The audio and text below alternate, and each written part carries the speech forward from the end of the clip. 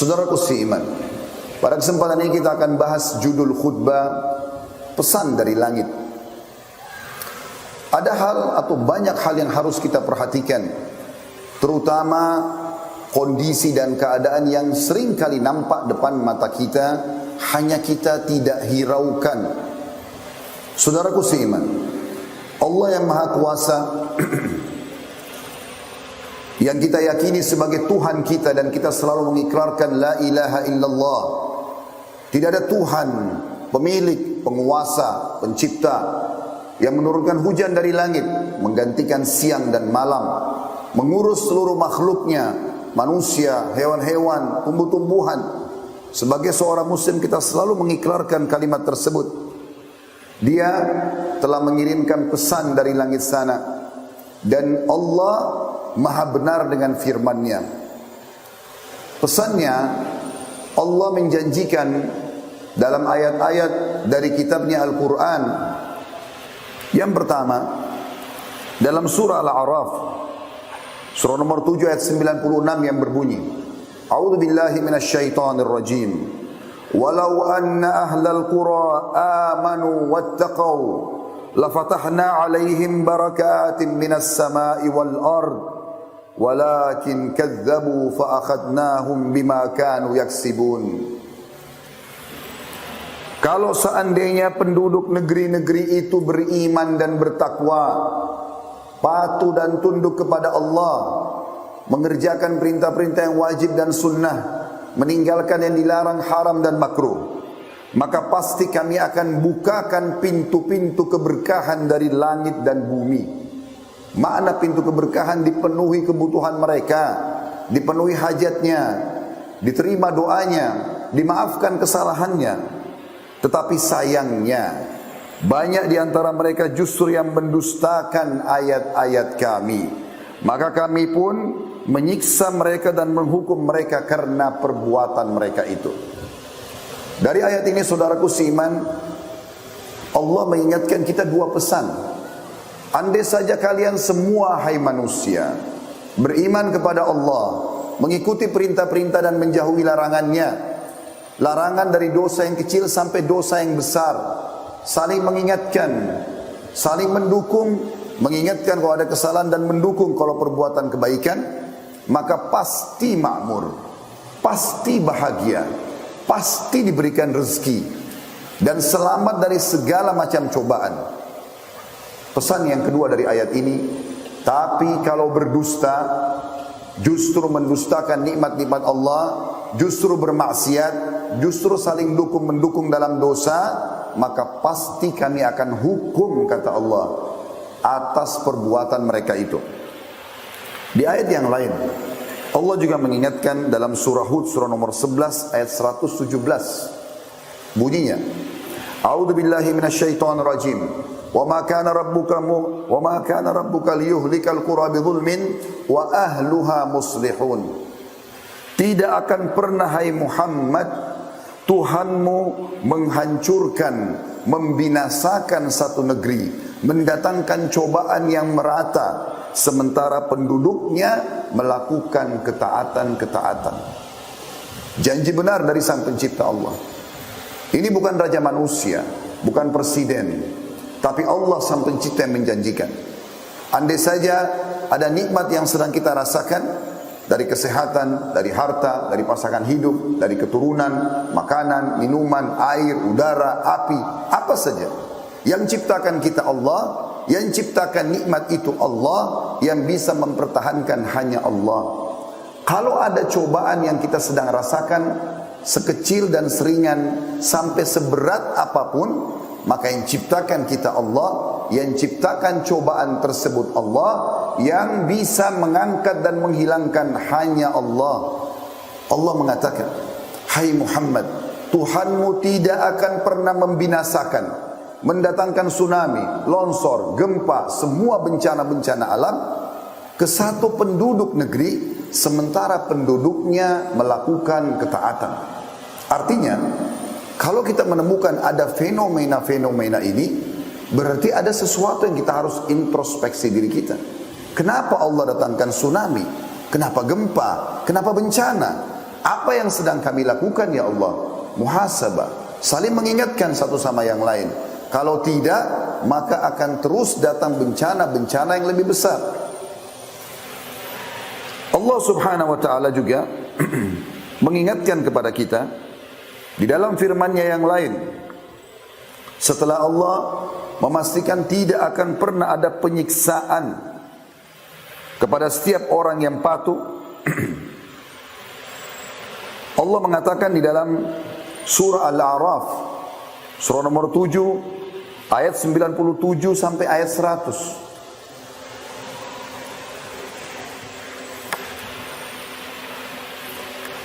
A'udzu billahi minasyaitonir rajim.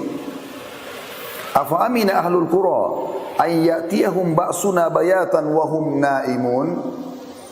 Apakah penduduk kota-kota, negeri, desa-desa itu merasa aman dari kedatangan siksaan kami sementara mereka tidur di malam hari?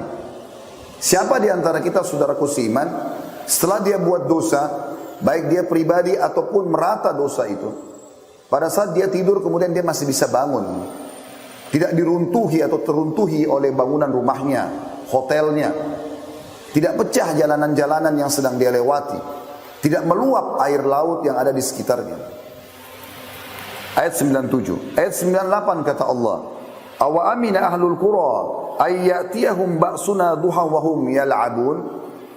Dan apakah penduduk negeri-negeri itu merasa aman dari kedatangan siksaan kami sementara mereka berada di waktu pagi hari dan mereka sedang bermain-main, lalai? Di ayat 99-nya, afa aminu makrallah fala ya'manu makrallahi illal qaumul khasirun. Apakah mereka merasa aman dari azab-azab Allah yang tidak terduga?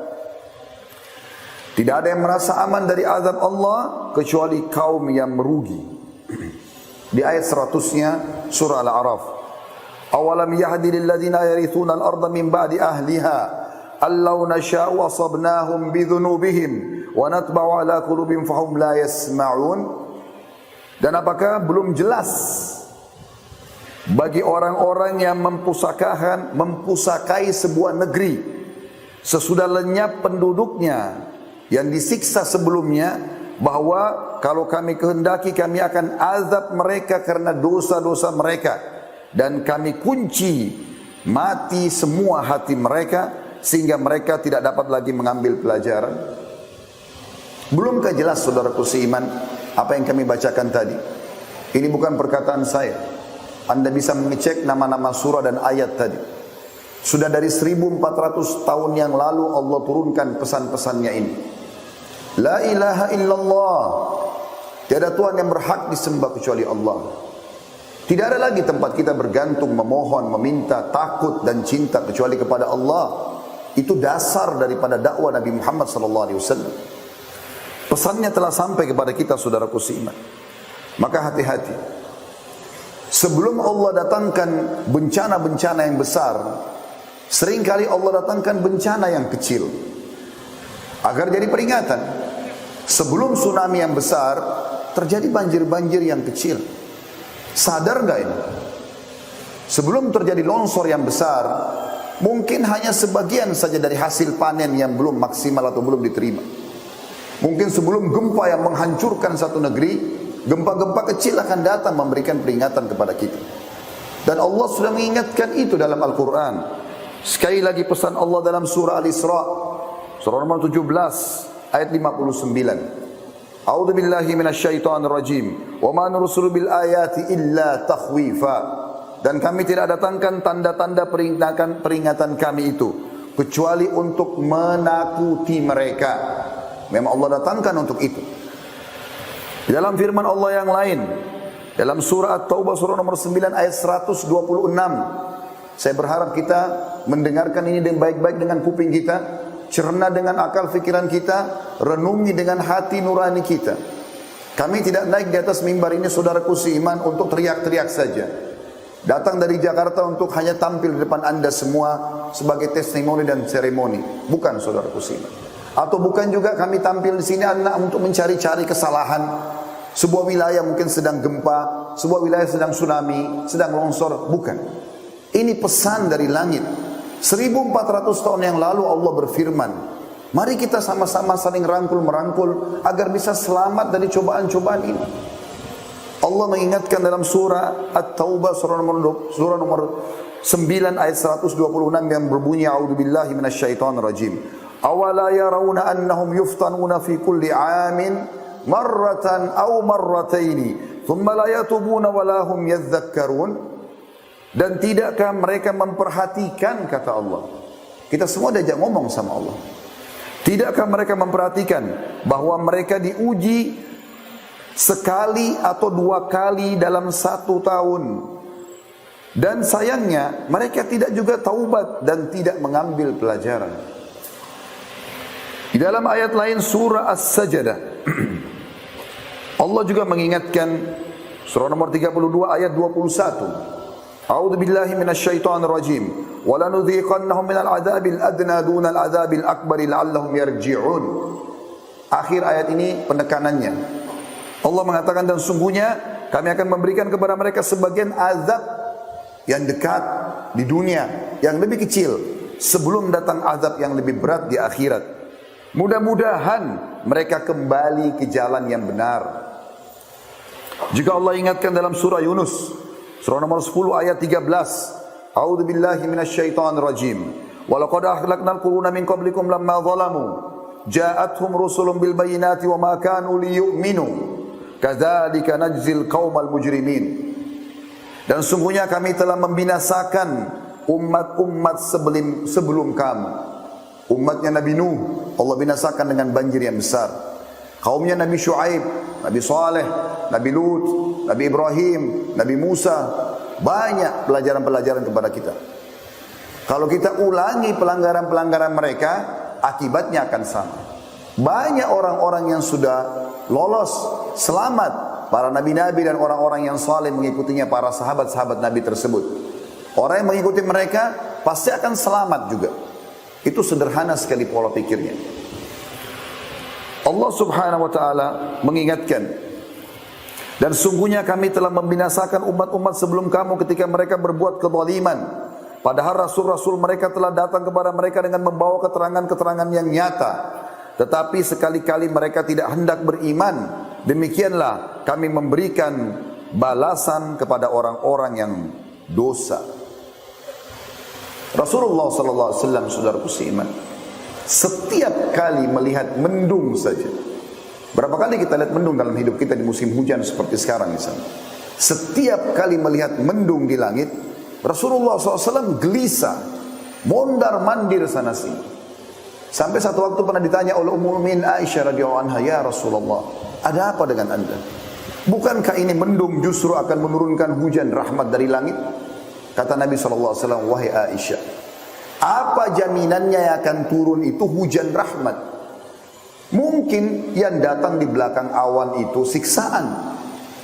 Sebab umat-umat seperti umatnya kaum Nabi Hud misalnya, sebelum Allah SWT binasakan mereka, datang awan yang mereka anggap itu hujan. Ternyata di belakang awan tersebut siksaan. Nabi SAW mengatakan, aku tidak akan tenang sampai jelas turun tetesan air hujan itu, baru aku pastikan rahmat. Para salafus saleh, sahabat, tabi'in, tabi'in, orang-orang yang telah mendahului kita dan pantas kita contohi mereka, selalu bermuhasabah sampai pada hal-hal yang kecil, saudaraku seiman. Mereka kalau lewat di sebuah tempat mencium bau busuk saja, langsung mereka beristighfar kepada Allah. Mereka langsung berpikir, kenapa Allah sampaikan di hidung saya bau busuk ini? Kakinya kesentuh batu keseleo, langsung beristighfar. Ada peringatan dari Allah. Begitu pekahnya mereka.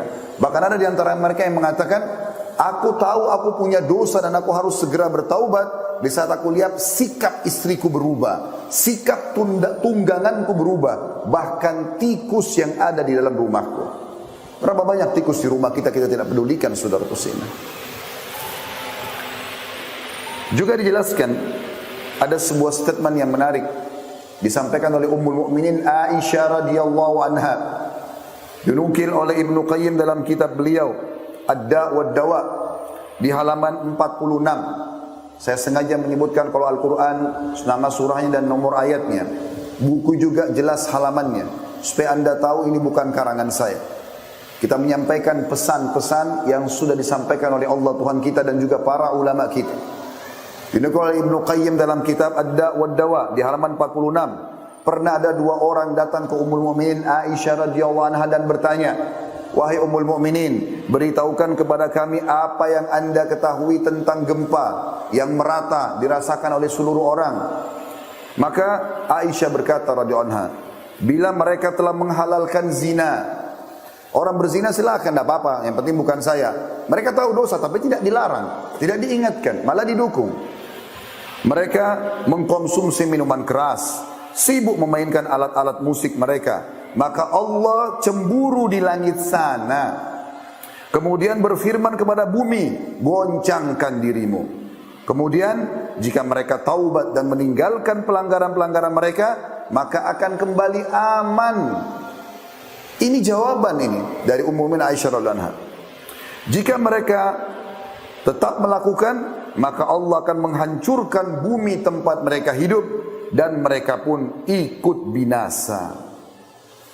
Saudaraku seiman, ini sangat sejalan dengan bagaimana Allah gambarkan dalam surah Yunus, surah nomor 10 ayat 98. Hampir seluruh umat-umat yang telah Allah binasakan sebelum kita, kaumnya Nabi Nuh, kaumnya Nabi Hud, kaumnya Nabi Shu'aib, kaumnya Nabi Saleh, kaumnya Nabi Musa, kaumnya Nabi Ibrahim, Nabi Musa Fir'aun, dan juga Nabi Ibrahim Namrud. Semuanya binasa dan jelas sisanya dalam Al-Quran. Ada satu kaum yang sempat berhasil selamat, yaitu kaumnya Nabi Yunus. Kita coba lihat bagaimana Allah gambarkan.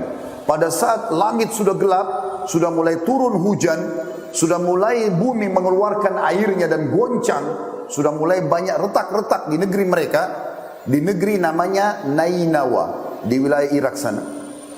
Tempatnya Nabi Yunus. Waktu Nabi Yunus AS tinggalkan mereka kena didakwahi, jangan sembah api, jangan minta-minta sama batu, jangan pakai-pakai jimat, diingatkan, tidak mau dengar. Nabi Yunus pindah cari negeri lain untuk berdakwah. Nabi Yunus Allah hukum karena kenapa meninggalkan lokasi dakwah sebelum ada perintah. Kita sudah tahu kisahnya, ditelan oleh ikan paus, kemudian Allah pun memaafkan dia karena dia mengatakan la ilaha illa anta subhanaka inni kuntu minadh dhalimin. Terus dia ucapkan, Allah keluarkan dari mulut ikan.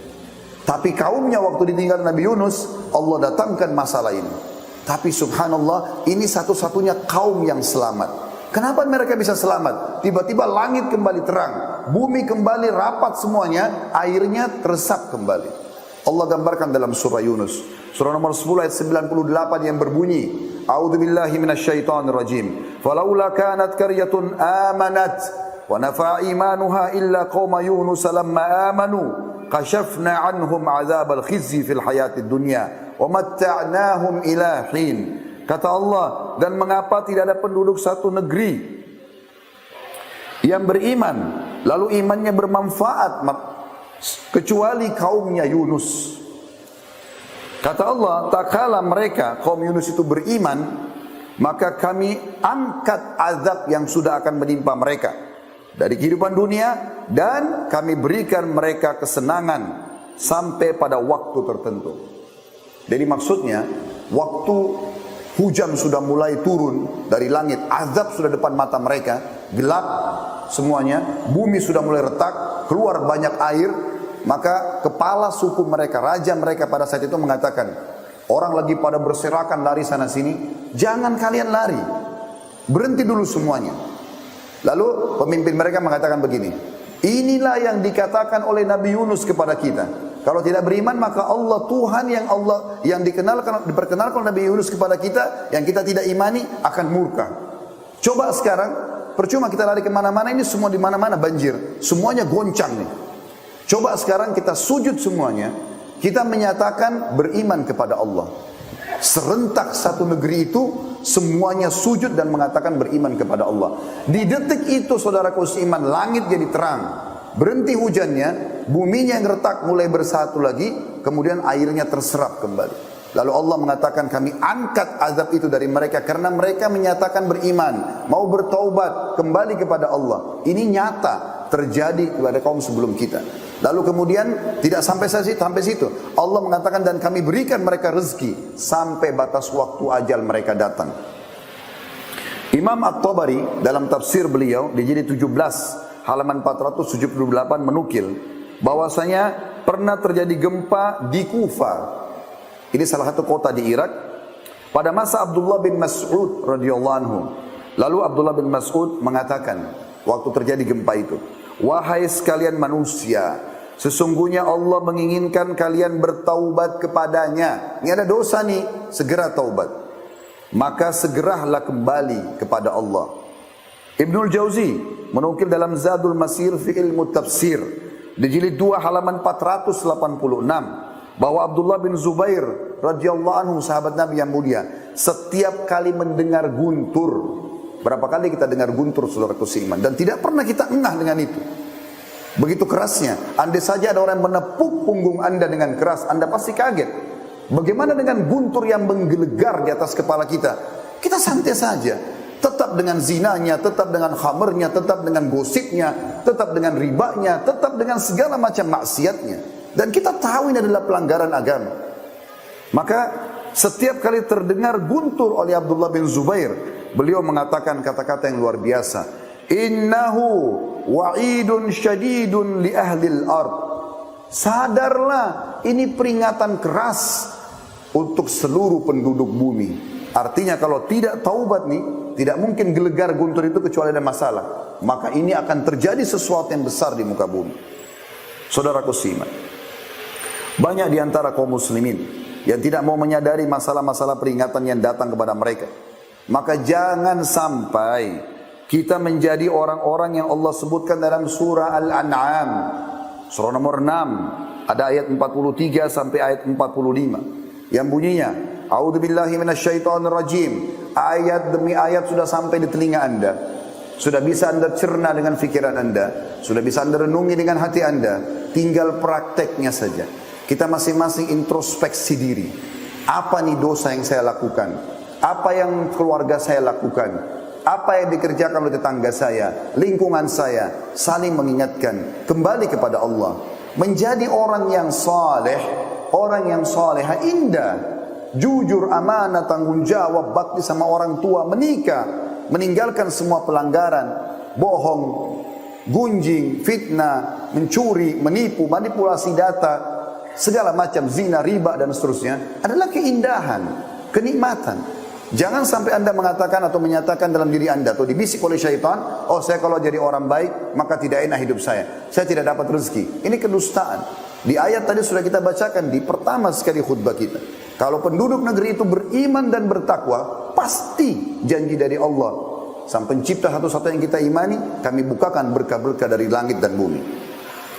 Jangan sampai teman-teman kita masuk dalam surah Al-An'am, surah nomor 6 ayat 43 sampai 45. Ayat 46-nya berbunyi, A'udzubillahi minasyaitonirrajim. Falaula ijjahum ba'suna tadarra'u walakin qasat qulubuhum wa zayyana lahumus syaitanu ma kanu ya'malun.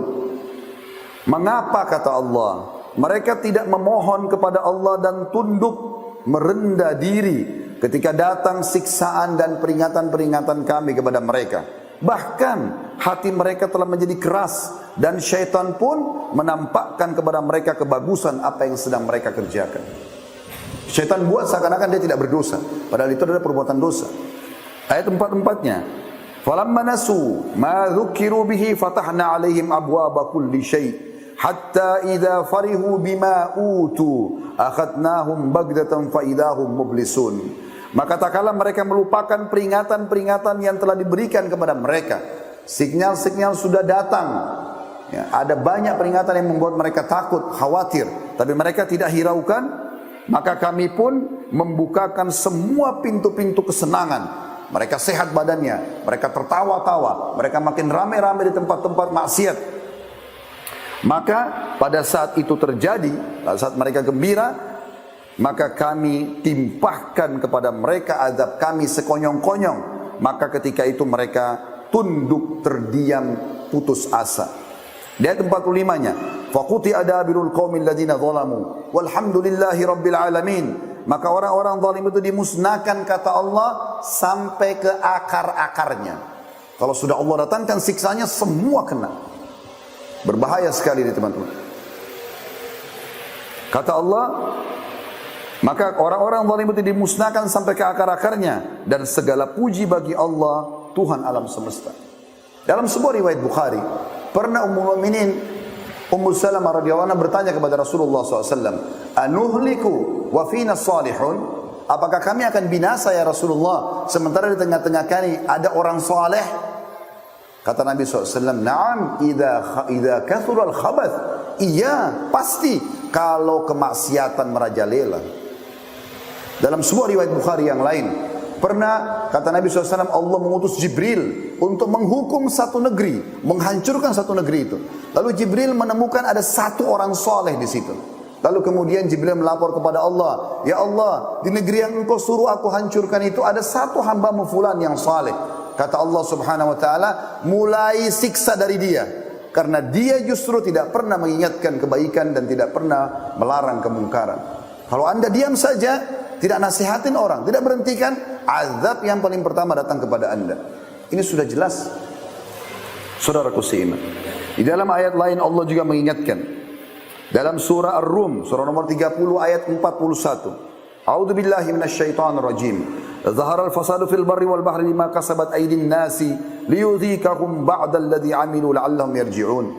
Telah banyak kerusakan di darat dan di lautan. Makna kerusakan pelanggaran yang Allah larang, tidak boleh, ya. Disebabkan karena perbuatan tangan manusia. Akhirnya Allah merasakan kepada mereka sebagian dari akibat perbuatan mereka. Tujuannya agar mereka kembali ke jalan yang benar. Sebagai penutup teman-teman sekalian, kita dengarkan nasihat dari dua orang.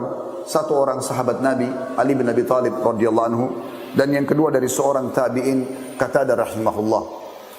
Ali bin Abi Thalib berkata radhiyallahu anhu, yang aneh adalah orang binasa padahal beserta atau bersamanya keselamatan.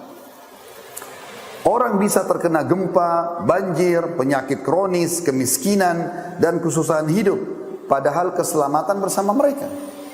Ditanyakan kepada beliau, Ali radhiyallahu anhu, apa keselamatan yang anda maksudkan? Kata Ali, istighfar, taubat, kembali kepada Allah, itu menyelesaikan semua permasalahan kita.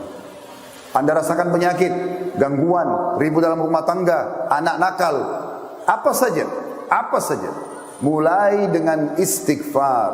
Ada dosa anda yang Allah jadikan itu sebagai peringatan.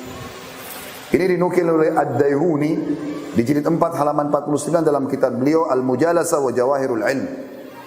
Yang terakhir nasihat kita teman-teman, Qatadah rahimahullah berkata, sungguh Al-Quran telah menunjukkan kepada kalian penyakit dan sumber permasalahan kalian, berikut obatnya. Penyakit kalian adalah dosa dan obatnya adalah istighfar. Dinukil oleh Ibnu Katsir dalam tafsirnya di jilid 7 halaman 2319.